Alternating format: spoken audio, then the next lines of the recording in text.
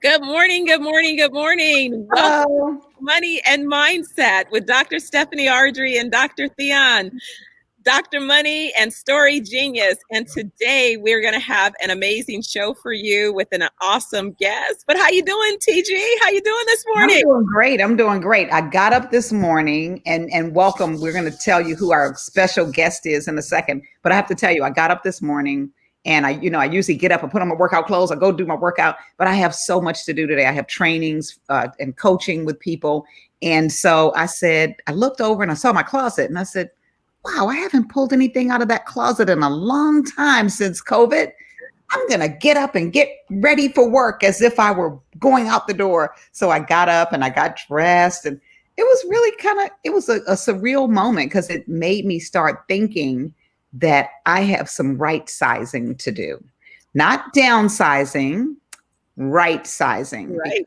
Some things that I haven't necessarily used in a long, long time. So when we talk about clearing the clutter, Yes. even though it didn't look like clutter, it's clutter because it's things that I'm not really using. So Exactly. that's something we're going to add in a little later. But today, I'm really, really excited to bring on our guest. It's a longtime friend. We went to church together. So, we got the prayer circles together and marching around buildings. Well, the men of the church marched around buildings to close down crack houses. We got some really, really good stories with Greg Sneed. But what I really appreciate Greg for is his financial savvy.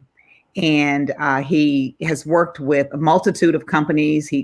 We'll talk a little bit and ask him some questions about who he's worked with. But, I'll drop a little name, Spike Lee, and all the, different networks and things like that. So he's been around the block, and he began his own company some years ago.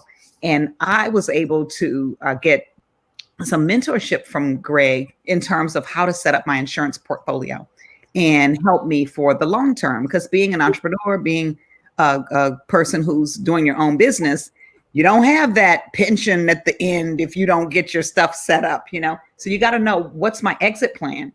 And so Greg was able to help me with that. But now, he's helped me with that as a friend and starting working with insurance, but now he's actually put some things together to coach and mentor in financial literacy and in tactics to make sure your finances are in place. So we figured we'd tap into Greg today and ask him some questions about how to get our finances in order so that we're on that structured first level. What do we need to do first? So Greg, welcome. Please tell us a little bit about your background. Give us a snippet of some of the things you've done. First off, amen and hello to everybody and blessings. And hope everyone's staying safe and healthy. My name is Gregory Sneed, and glad to help out and share some information and some wisdom, especially in the financial field for you guys. So, I think that, I reach back to as a little kid. I was always good with money, managing my allowance, and I was tight with my money. So my parents, the name, and they had a nickname for me, and they nicknamed me Jack Benny. Now, a lot of people younger now, they have no idea who Jack Benny is. They're like, "Who is this? What is that?" But we would go out and I would see something and say, "Oh, Mom, I want that." She said, "Well, where's your allowance?" So I left it home. She said, "Okay, well, I will." I said, I said, "Well, I still, want it." I thought she's going to buy it for me, So she says, "Well, I'll advance it for you, and then when we get home, you have to pay me back." That's okay. So I was having discretion then of dealing with that. So, long story short, I went to high school and I took an accounting class, not because I liked it, but it fit into my schedule. I wasn't studying, I was acing the exams. So this was a talent. And I talked to the guidance counselor. She says, "What's going on here?" So she says, "Well, if you, I was thinking about going into engineering. I really wanted to be a fighter pilot, and I failed the vision test. So I was joining Air Force ROTC, and I didn't pass the vision test to fly. So I said, "There's no reason going in the Air Force if I can't fly." So she mentioned that if I go into an accounting, if you get a background in accounting and finance, you'll always be able to find work. you'll always find, jobs. And she pulled out at that time it was the New York Times and columns of jobs. And so she was right. I mean, because, money is the hub of so many things. It's not everything. It shouldn't be worshipped as an idol or anything like that. But money is critical. So I've been able to manage and deal with money and get good with it from a personal standpoint, and then in the corporate world. So I started off, I graduated from college and worked with a CPA firm, became a CPA with one of the big firms in New York City, and then migrated into entertainment finance. So Thyonne, you were mentioning a couple of names. So yeah, I was with Columbia Pictures, 20th Century Fox. I worked with Spike Lee for a while, HBO, Cablevision, Raybone Finance. And then I got the itch to be an entrepreneur. So it's like I got to that corporate burnout, like, the things were just getting crazy, and, calling meetings at, at 4:00. Oh, we have a meeting at 5:30 this evening. Like, what? I got plans, So I just got fed up with corporate, and I started my own business selling boats and yachts. And I was a marine consultant. Did that for 5 years, helping people to understand GPS radar. That involves math, because back then GPS wasn't as easy. Marine radar is, is a little difficult to do. And so that was going well until the recession hit. 2008, people stopped buying boats, and you couldn't get financing. So it's like, all right, so now I've got this financial background, I've got this sales and consulting background. How do I merge the two together? So I launched a business in financial planning, financial advisement, and it involves obviously the numbers and sales, but it also deals with, selling and dealing with people and relating and making sure that it's really you learn first how to sell.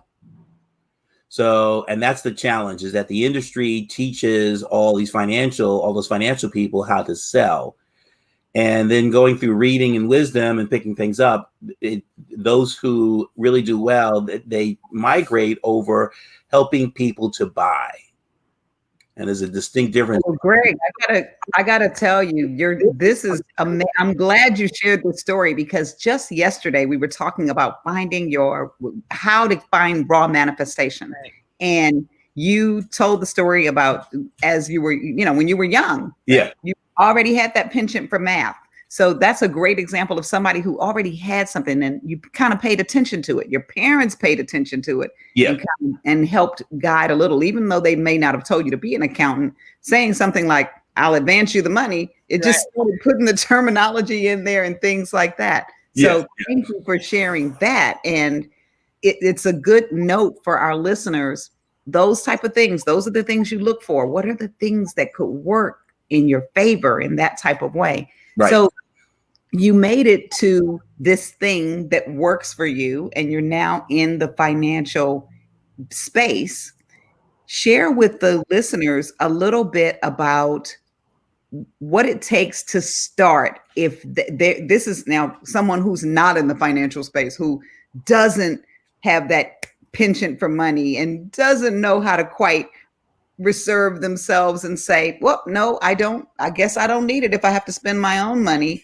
Because there's a lot of people who just kind of feel like, no, I really want it. Tell us, how do we begin setting ourselves up for a successful financial journey? So my answer today is dramatically different than what it would have been 8 or 9 months ago. Because of COVID, because of the pandemic, because of us, being totally disrupted from our schedule. And then all of a sudden, instantly, within a blink of an eye, having all this time on our hands. I mean, because we were busy doing this, and then all of a sudden we've got this time. So what do you do with that time? And some people just binge watch Netflix. Well, I decided to focus on me internally, to do some introspection, to kind of revisit. It's kind of a reboot. And so, you'll read different books. I mean, Simon Sinek on why, or different things. I think the first thing to do is, before you're launching a business, is really understanding who you are, what your goals, and then doing some research on what your strengths are and what your weaknesses are, so that your weaknesses, that maybe you're not that good in math.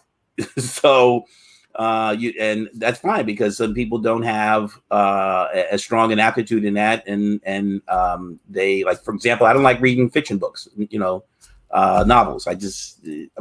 Things about factual stuff inspire me.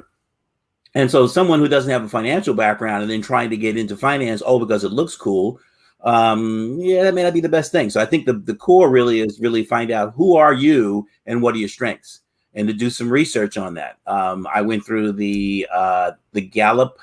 It used to be Strength Finders, now it's Gallup. And so I went through what are the different attributes, and it says 35. I did the full one, which is only like $50. But it gives you tremendous insight as to who you are. So I think that's number one. I think that's your foundation in terms of what is your base, and do you have a logical thinking brain to be able to deal with financial stuff and be able to, because if you're going to market a product, you've got to study the product, you got to realize how it works, and you got to get under the hood to figure out how it works. That's part A. But then part B, you've got to relate to the person, and so you got to have some personality skills if you're going to get in sales. Now, if you're just in finance and you're doing something where you're crunching numbers or dealing something analytical, maybe the personable aspect of it is not as important.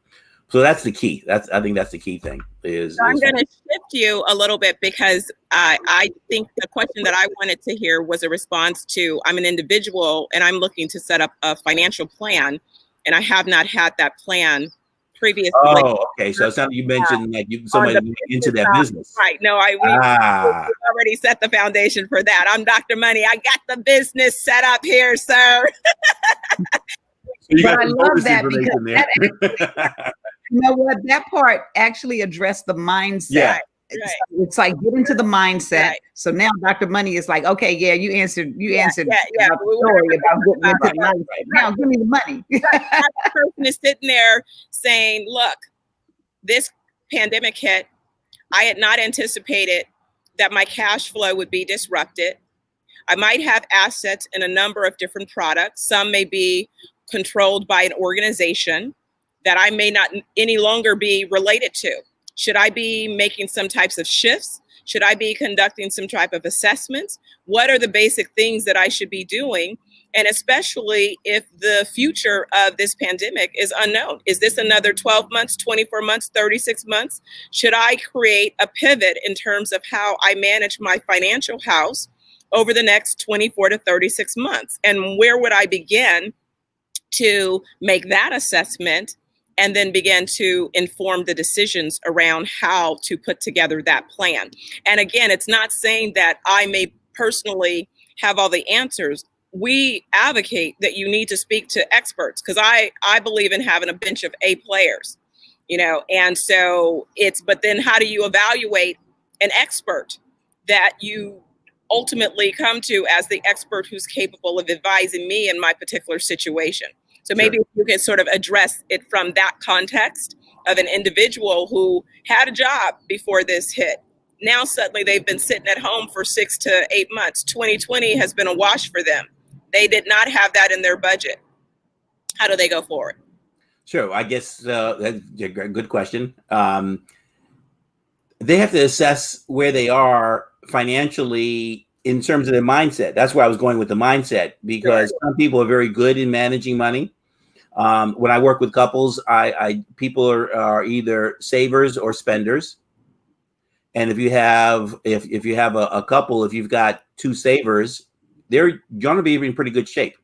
If you've got a saver and a spender, you potentially have some conflict, because one wants to save and one wants to, spend. And then the most, I won't say dangerous, is when you have two spenders. So they're both trying to spend it. So what are you? Are you a saver or a spender? And then the financial landscape is changing. We will not ever be going back to normal. So we are going to be going to a new normal. So what they need to be doing is that, do they have the financial mindset? Do they have the logical brain capabilities of figuring it out? And if they're able to figure it out, the key thing is really to get it in writing. If they don't have those skill sets, then they need to seek that out. But that's kind of where I was going, is that I really look at it. I look at my navigation background is you have to figure out where are you, and take inventory of what you have. So over the next period of time, you got to figure out a destination. So first off, you got to say, where are you going? And then what's your goal? Where do you want to end up? Are you looking to retire soon? Where are you in your journey? You know, is it a couple years away? Is it 5 years away, 10 years away? So now you know where you are and you know your destination. Then you can chart a course to get there. Now it's not going to be a straight line. You won't be able to just say, all right, I'm going to go from, you know, point A to point B. But having that mindset, having that destination in mind. So where are you and what's your financial destination? And then you can start, you know, looking at different ways to get there. And there's several ways to get there. So I hope that answers part of the question there. Yeah, because the idea, and you know, it's the same thing in any situation. That's a lot of what we've been talking about. Business or personal assessment is stopping and taking a pulse, understanding what the current situation is, where you are within that situation. I use what I call as a SWOT. You know, I add an extra S on the front end. Do a quick situational analysis, take a personal inventory. What are my strengths and weaknesses, either personal or in my organization? What are the opportunities and threats, those external forces that I don't have control over, but I can see based on cycles, market conditions, other factors, that there's some activity that I need to prepare for in some way. And so how to properly understand what I have available so that I can understand if I have the tools in my toolbox, or if I need to gain those additional tools, or at least gain those relationships with those tools to then navigate forward. Yeah. So absolutely. Yes. Yeah. Well, you mentioned some people are spenders, some people are savers. Are there other types or how do you, I know you mentioned the personality test type of thing. You did I think it used to be called Success Finders, like you said. There's the Enneagram, there's talent dynamics, there's wealth dynamics. There's so many different types of tests, but it is great to take an assessment of who you are. And that's a good way to kind of see your personality type and maybe some of the things that you would be interested in. And then when you talk about assessing where you are, I know that's part of it, but when you assess where you are financially, what are some tools that people may be able to use to do an assessment like that? Well, a couple of things. One is they want to do it on their own. There's a tremendous amount of software that's available to do that. And I'm working with a company now that is about to launch a new program. It's in beta testing now, and it helps aggregate all of your information into a financial dashboard. Wonderful. And then it helps you to set goals, and then you can change your spending, and you can see, okay, here's, based on where you are now, here's when you will be debt free. And you plug that in and it'll come up and it says, all right, you will be debt free in the year 2064. You're like, I'll be dead by then. Well, exactly. So if you don't make any changes, you're going to be in debt for the rest of your life. Right. So how, you know, how interested are you in making a change to that? Do you see some value in doing that? And if the answer is yes, then right, we can guide you through that. So software is a great way to do that so that you can see your money. And that's one of the things that I'm doing in my financial coaching business that I'm launching. Soft launch is December 1st, and the hard launch is January, is coaching people financially, because I realize that most of us don't have the financial skill sets that I was either gifted with, and I looked at them as talents. And now through this introspection, I see that they were gifts. So I have to tell you, Greg, and gifts that I need to, let me finish this, gifts that I'm not supposed just to retain on my own. I'm supposed to help others to share that gift with people. So well, I'm glad you said that. Dr. Money said yesterday from the parable in the Bible, the person who had the one talent. I heard that. Yeah, the talents. All of that. Exactly. So you are using your talent. I want to tap into that software thing, because I've seen a lot of different software programs, and people will try to get on QuickBooks, and QuickBooks isn't the type that you're talking about. I don't think that's more managing your business money in a certain way. But then there's Mint, and there's a couple of things out there. If you just searched, you know, how to budget, I guess. When someone is trying to get into one of those programs, what would you suggest they have available? Like, how should they begin doing it? So I don't know if I can give you a generic that's going to apply to everybody, because some people are very good with software. for the software to be effective, you want to download your information from your financial institutions. So so I wasn't talking about the Yeah. actual software. I was actually talking about, are there, like, should I bring my insurance files out and my bank statements out, and what do I have to have? Everything. You want to take inventory of everything. You want to have a complete picture of everything you have from an insurance standpoint, from a financial standpoint, from assets. That's all a part of that picture. Where am I? Where am I right now? What do I have? And that's critical. So if you don't have that, if each of you said, Greg, tell me how to get to the airport. I got to first know where you are.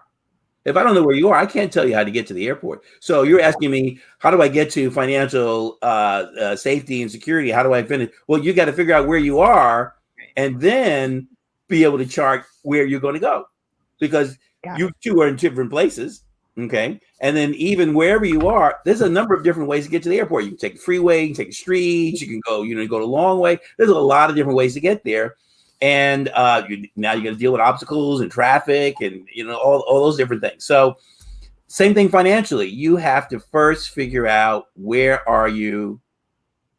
What do you have? And take inventory. You could do that with just a pad and write it down the old school way.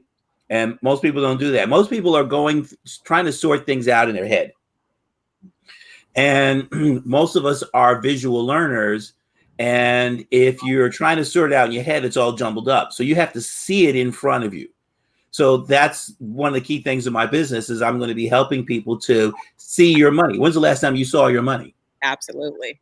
In the old days, you had you had cash, and and maybe before there was banks, you just stashed it in the backyard, by Fido or something. You saw your money. Even now, 20 years ago, 25 years ago, you walked around with cash. You might have had a debit card, but now hardly anybody has cash. So you don't see your money. You don't see your total picture. So that is critical. And without that, you really can't figure out where you're going to go. Then what's your destination? Are you just looking to be okay? Are you looking to just survive and live and enjoy life? Or if you're a spender, are you still going to want to spend? Are you want to continue to spend now, in the future, the way you're spending now? Do you want to go see the world and travel and go to Jamaica and go to Egypt and South Africa? All these things take money. You can't drive there. All right. So what's your destination? What are the things you want to do? People will tell me, well, I want to retire and I want to spend, I want to be on the white sandy beaches and blue water and stuff like that. And then I said, okay, that sounds really good. I said, and then what? They're like, huh? Well, what are you going to do after that? You going to stay on the beach the whole time? How are you going to eat? Where are you going to sleep? Right. What's that going to cost? Right. You don't care? So it sounds, lovely, the dreams and thoughts of what retirement, or what, if you're going to stop work, what is that? And when will that happen? AARP did a study that 40% of Americans now believe that they'll never be able to stop working. Wow. 40%, 2 out of 10 people will have to work until they die. Wow. That's sad. That's sad. But that is where we are, because, the days of pensions and all that, and the people aren't putting enough into their 401k or savings, they're spending, because we're being encouraged and bombarded with advertising to spend. And they have learned psychologically how to get into your head to extract every dollar and coin out of your wallet. Yeah.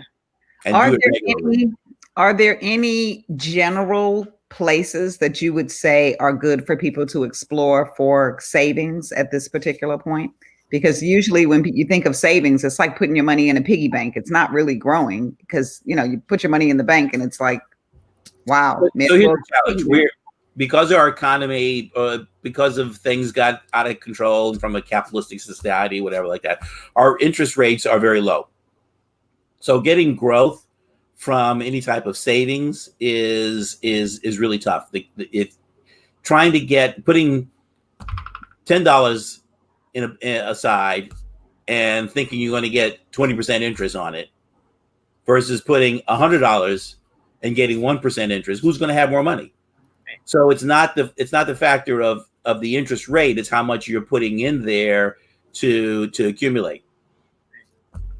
So so you're not going to get a lot of interest from savings. You have security of it, but there's only 3 places that you can go to grow your money in the financial institution. That's going to be a bank. I'll put credit unions in the same bucket, a brokerage or investment firm, or an insurance company. That's it. Those are the only 3 places. In terms of growing your money, you're really either working with a fixed rate, variable, where it's in the stock market, or indexing. So those are the 3 basics. So a lot of times you'll be able to break things down into 3 different buckets and figure out, or a trilogy or a trinity of money. So savings and having emergency money, because I think you mentioned in the first part, if you're preparing for a rainy day, that's good. Well, what happens when there's a hurricane? Exactly. Nobody had in their business plan. I'd yet to see somebody that had in their business plan, oh, guess what? In 2020 is going to be a pandemic. Right. And things are going to shut down for 18 months. Right. And I need to have 18 months of income stored away to be able to survive. Nobody had that. I'm a little ticked off at these psychics right now. Yeah, exactly. Where's Miss Cleo, right? Right. Tell me, man. What happened? Shoot. Y'all should have hooked your sister up. Yeah. Why you don't tell me that this pandemic gonna wreck things, Right. So yeah, I think that's the key, really. So these different software things, there's some that are very elaborate. You mentioned QuickBooks. QuickBooks is very elaborate. QuickIn. And there's some that are just super, super easy. In fact, that's what I'm doing now. Is I have a list of about 6 different software packages that I'm going to actually enroll and become, familiar with them in order to give guidance to, my coaching business that I'm going to be launching, because people need help. And just like if you need, if you're looking to lose weight or get into, fitness, you get a trainer. Yeah. You get somebody to help you. If you're looking to get well, you don't start, reading medical books and say, all right, let me get the medical journal and figure this out. No, you're going to see a doctor. You're going to see somebody that's trained on getting help. So the key thing is figure out, where do I need help? And then what are the sources of help? What are the sources that people can help you? And then, most of the financial positions out there, they're focused on sales. They're focused on selling you something. And this is the opportunity that I see in the coaching business, because I'm not selling any product. It's really just for a fee. Get your financial act together. Again, figure out where you are, establish your goals, and then it could be a one and done. You just figure that out. And, okay, great. You're on your way. High five. Go get it. Or maybe you need some accountability. You need somebody to meet with monthly to keep you on track. Just like a diet. You do great in the first week, and or first couple weeks, first 30 days, and then somebody says, "Oh, girl, you got to try this German chocolate cake or something," and your diet's blown, right? or you see something like you go accountability partner. Huh? You get the wrong accountability partner. It's like no accountability. Yeah. Well, the accountability partner can't be with you all the time. Then you can come back and like confession, like, I ate the whole pizza. I just going to have a slice, but it was just calling me. So I ate 3 slices. So, financial is going to be the same thing. And that's the opportunity to really to help. You talked about how does money multiply. I think that was one of the other areas we wanted to yes. Mm-hmm. And so money can multiply. The best thing to take a look at it is compounding interest. Compounding interest is wonderful. Most people are familiar with compounding interest on the outflow, which is debt. All right. And so you have you borrow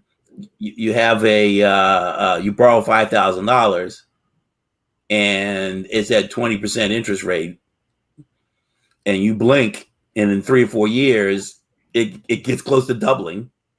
So compounding interest on the receiving side in terms of earning interest or some type of yield or dividends is a great way to multiply money. Insurance is a good way to multiply money because you're taking advantage of actuarial science that the insurance companies have figured out that you give them money. Obviously, they take that money and they make money on it, but they just need a small margin and they pay you the difference. So that's a great way.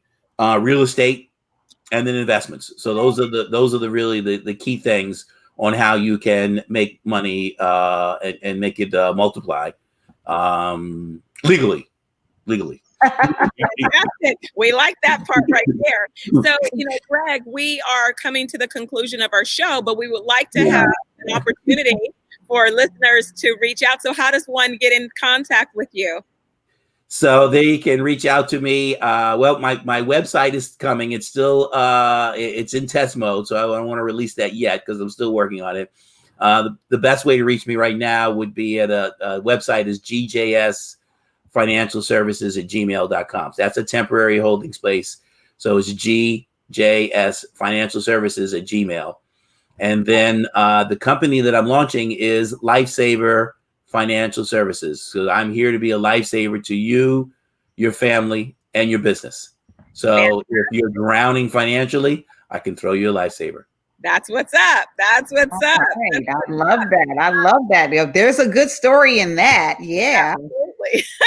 Wonderful. We're so excited, and thank you so much for joining us this morning. I think you laid the foundation and certainly gave a context for how one might evaluate and assess where they are along their financial journey, and maybe even how to recast their financial futures by one, taking an assessment of where they are in this moment, understanding what the future may entail. So am I going to have another, 6 months, 12 months, 24 months of disruption to my income? What decisions might I make at this particular point? And more importantly, recognizing that you don't have to go it alone. So it's important to get coaching and support and advisement to guide you along the way. You may not have the opportunity to put in your 10,000 hours to claim yourself an expert in a particular area. And frankly, you don't need to. There's enough people who are the experts in that area. So let them assist you along the way so that you can get to the outcomes that you need. And so I love that last part about throwing a lifesaver to save life, because sadly, a lot of people are drowning. I looked at some of the numbers and people didn't realize that we were talking about if you were at 45, 50 years old, you needed somewhere between 3 and 5 million liquid just to get to retirement. And most people have nowhere near that number available. So it's definitely a lot of work still required. And so I'll toss it back to you, TG. So, you want to close us out? I think you summed it up for us. Greg, thanks for telling us to find out who we are, get in the right mindset, assess our situation to know what it is we have, figure out where we want to go, where are we going, navigate the course, getting through all the obstacles or whatever is thrown your way. And let's see, what else did you say? You said that things are never going to get back to the same. And you know what? Right. That's a good thing, because it's good to continue to build. I'm going to say things are going to get better. That's what you said. They'll never be the same. They can be better. So we're charting to that course. Randy Crawford said everything must change, right? Everything must change. Get yourself a financial dashboard, which means you got to write your things down, write it down, or chart it. And find yourself somebody who can be an accountability partner so that you can get that lifesaver when really, really needing a lifesaver. It's more about prevention, which I really appreciate in terms of finding that partner to help you. So thank you for joining us today. I think this was a nice financial journey. We'll have you back when we're doing some other things. We have some other goodies coming up where we're going to be doing more hands-on practical work, so that as people are sitting here, they can actually be jotting down what it is they actually need to be writing down. And I think those are the type of courses that really help people. It's great to hear these inspirational messages, but sometimes you're like, but how do I start? So we're going to have some things coming up where it's like, get a pad, get a pen. Now I want you to go over here and go get your copy. Come back. We're going to walk hand in hand with you. Yeah, and there's so much information available. It's just so much information. There's so much information. You just got to have the mindset to do that, and then and there's resources available. And I believe that this financial coaching business is going to take off because the industry focused on just getting people into products and not really helping them. Well, I love that you're doing it. The medical industry. The medical industry was just giving you a pill, and it really wasn't It wasn't helping you with a long-term cure. It was just masking the symptoms. And now we have more fitness and things like that. So thank you so much for joining us, everyone. Tomorrow is Q&A Friday, so make sure to put your questions in. Send them to Dr. Money. She needs to take some questions. A lot of questions for Dr. Money. So, but send them to either place. That will be info@drmoney, DRMONEY.live. So send those questions or post them on Facebook or Beyond Story Facebook page, wherever you want to post them,